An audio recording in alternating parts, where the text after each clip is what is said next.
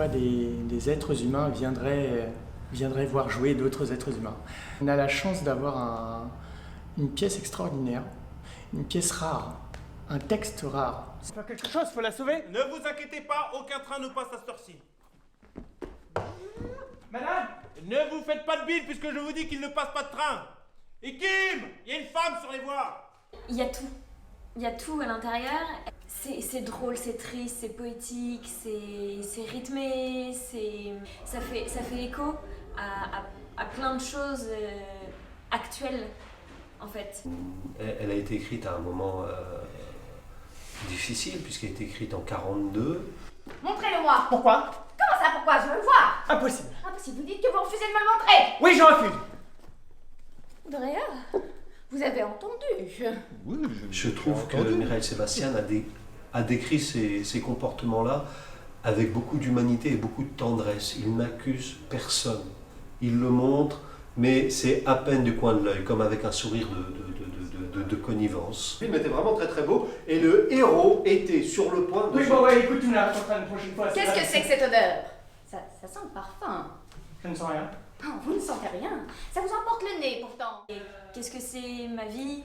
Est-ce que je suis heureux dans ma vie? Est-ce qu'il n'y a pas autre chose? On ressent vraiment l'énergie... Je sais pas, c'est bizarre. Moi je sais, Tu es très intelligent. je le suis. J'ai alors pris la voiture. Ce que j'aime beaucoup, c'est que dans cette pièce, on peut réfléchir, on peut rire, on peut être touché, on passe par différents sentiments. Nous déjà en tant qu'acteurs, et je pense que le spectateur, quand il voit cette pièce, traverse aussi plusieurs sentiments, une sorte de voyage, un peu comme dans la pièce. La notion de voyage, en fait, c'est ça. De se dire, ok, nous, on a notre quotidien, etc., dans notre ville, dans notre pays, voilà. Et en fait, le fait de voyager, c'est aller au-delà. C'est très rare d'adapter des pièces peu connues et de pouvoir les donner. Et on a la chance d'être neuf sur scène. Neuf, c'est grandiose. Plus personne ne fait ça. Parce qu'un projet pareil doit émerveiller, doit intriguer et doit amener un public à venir. Où l'avez-vous trouvé? Dans un compartiment de première, elle s'était enfermée, elle voulait laisser rentrer personne. J'avais mal à la tête. Et voilà. On voyage en première, on a mal à la tête et on paye pas son billet. Ça parle c'est ça qui est fort en fait avec cette pièce, tu vois, regarde, j'en perds mes mots.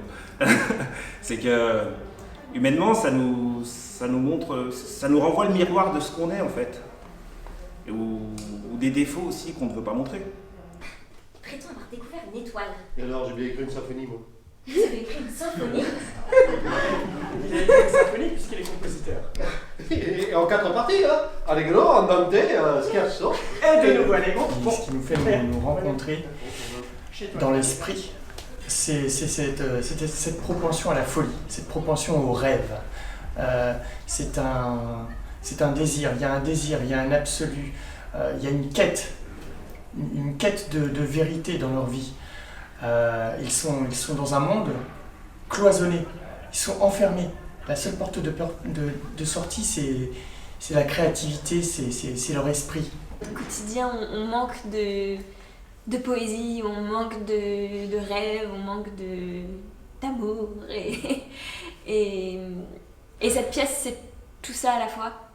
Il amène juste cette petite bulle d'irrationalité, cette petite bulle de sentiment et d'amour, léger comme une bulle de champagne qui s'en va, qui apparaît mystérieusement dans la vie d'une personne et qui disparaît tout aussi mystérieusement.